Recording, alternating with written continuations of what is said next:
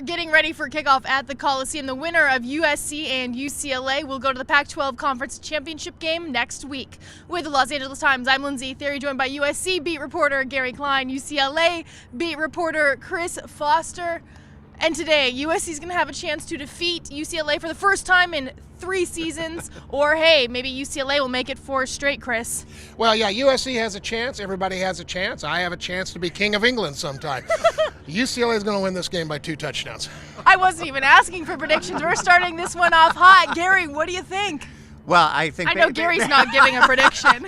Based on the way that UCLA has come out the last 3 years and just taken it to USC, I think you have to think that might happen again. But there is something on the line here for USC this season, and there's a lot on the line for Clay Helton.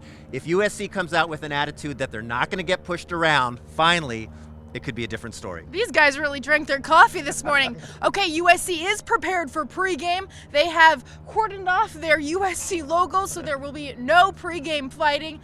Chris, what do you think? Is this just USC being scared of the Bruins? Well, I think they had a little problem with the logo last time around. Mm-hmm. They don't realize that Jim Mora has drone capability. He could easily drop something in there from above. So we'll see. But it's part of the posturing and the posing of this whole thing. It's you want to make sure, like last year when Sam Handler, the UCLA walk-on receiver, stood on the field and was going to block the drum major from stabbing the sword into the ground at the Rose Bowl, even though they'd already agreed not to stab the sword into the ground at the Rose Bowl. So I mean, this is all part of the rivalry, and it's who is more macho.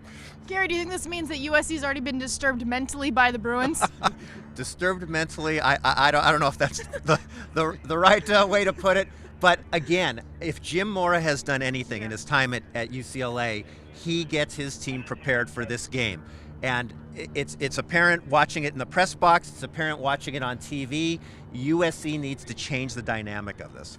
A lot of talk about injuries. Both teams have suffered several season-ending injuries. For the Bruins, Eddie Vanderdoes, Miles, Jack Fabian Moreau. Anybody else, Chris, that you don't expect to play today that could really make a difference? Well, we'll see about Connor McDermott, who's the tackle in charge of watching Josh Rosen's blind side. He did not practice all week. He's got a right knee injury.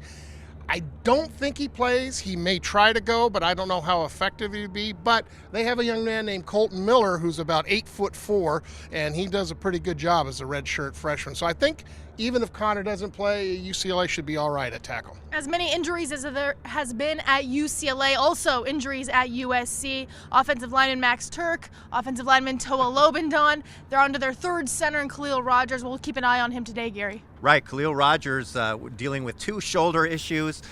Many people focused on that snap last week against Oregon. If he can't go, Nico Falah will move over to center. Trey Madden, a running back who's missed a couple games, supposed to get some spot duty today, but they've got some issues again with some young linebackers in there. Now, before it gets thrown back to you, you're asking Chris and I for our predictions. You're the only one here. I was just going to make one. You are the only one here who has seen both teams. Yes. You've seen them in practice. You've seen them at games. What's your feel on this? Gary's trying to bring back those August nightmares when fans got so mad at me. All right, Chris Foster said UCLA. Gary Klein's on the fence as always.